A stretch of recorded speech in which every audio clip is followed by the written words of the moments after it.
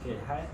This is a video regarding the project of distributed Hadoop MapReduce using Kubernetes clustering. So these two are the physical machines that we use for distributed Hadoop MapReduce. So the first one being a laptop and the second one is a desktop. Both of them have been installed with a hypervisor, and each of these physical machines have one virtual machine in it. So this physical machine are connected to the same network so that they can communicate with each other in a cluster. Okay, this is the hypervisor manager for both of our physical machines. The master VM will reside in the first server, and the second VM, the slave VM, will reside in the second server. The reason we use a hypervisor compared to a direct install Ubuntu because that we have an option to take a snapshot and roll back to the previous configuration because it's easier to configure Kubernetes. Okay, this is SSH to the VM, the master VM, also the slave VM. So now we have successfully installed the Kubernetes into two of the VM. But because the slave node have not joined the master cluster, both of them reside in different cluster without any port because we don't create any port just yet.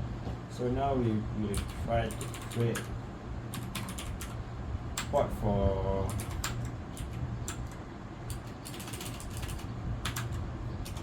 master node.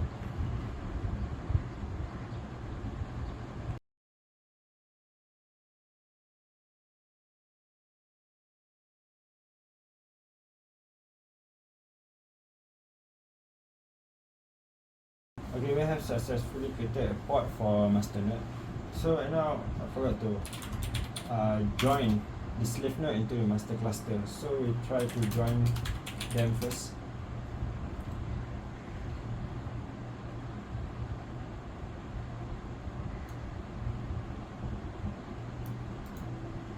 So right now slave node is residing in slave cluster. So we're trying to connect slave node into the master cluster.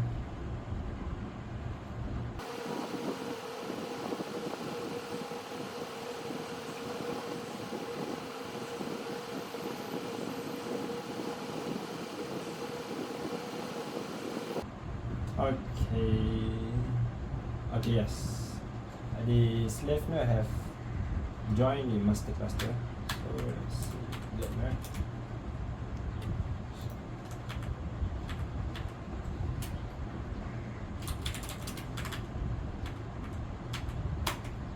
Yeah, the slave node has joined the master cluster. We have successfully connect the slave node to the master node cluster. And the ports of master and port of slave node have successfully run. So right now, first we have to update the host file in every port so that every port can connect with each other using hostname address resolution.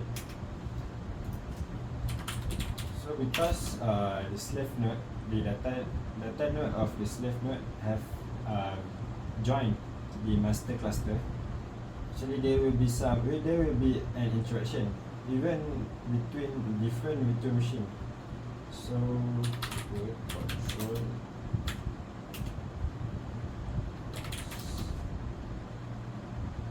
data node 1 belong to the slave node. Okay, so right now we try to execute the MapReduce function. First we execute the name map. Control S, Control Z. Right, name node. Okay,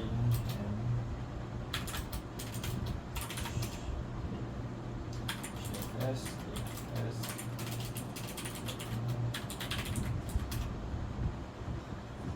Okay, the report said that there's two data node, which is true because one data node belong to the master node and another data node belong to the slave node that have joined the master cluster.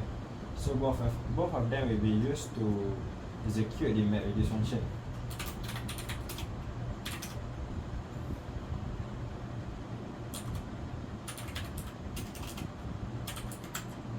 So first we have to initialize the data node file system, the Hadoop file system, so that the Hadoop will transfer the block storage to the other data node, to two of the data node, which the master data node and also the slave data node. So okay, we initialize so we can execute.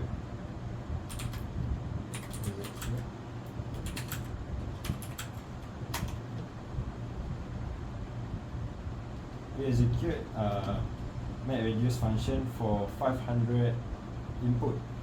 So right now, both the data node actually executing the MapReduce function.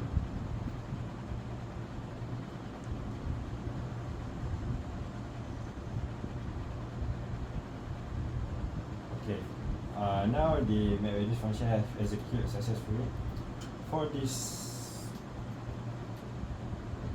implementation, yes, 1.4 second, 1400 milliseconds for this MapReduce function. So I will show you the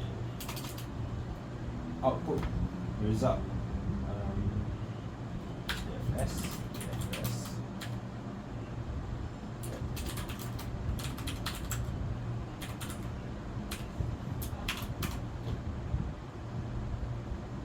Okay, this is the output for MapReduce. We changed it a little bit to calculate the median income. Okay, the data set is about household income, so we modified the MapReduce to cater for calculating the statistic for household income. Okay, now we will try to execute only one data node. So basically single node cluster. So we remove the node, the slave node from the master cluster, and we also delete the data node one that belong to slave node from the master cluster. See.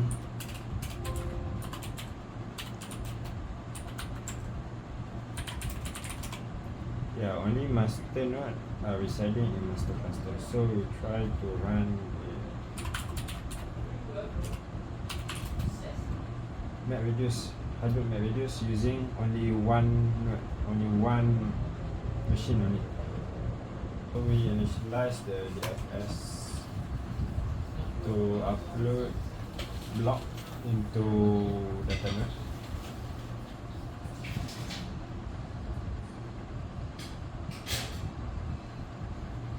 Okay, so now we execute the MapReduce function.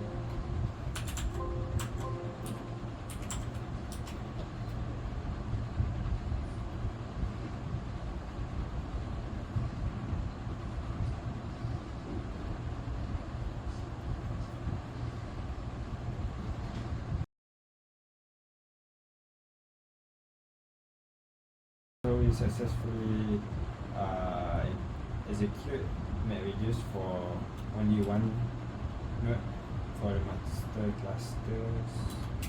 DFS.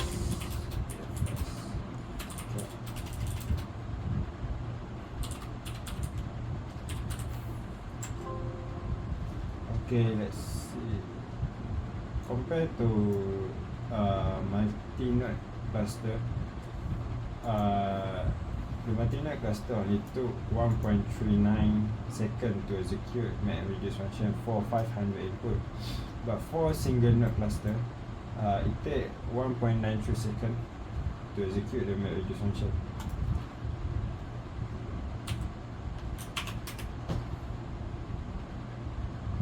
Okay, so the output is the same because there's the same data set, but the CPU, the processing time takes much longer for single node cluster.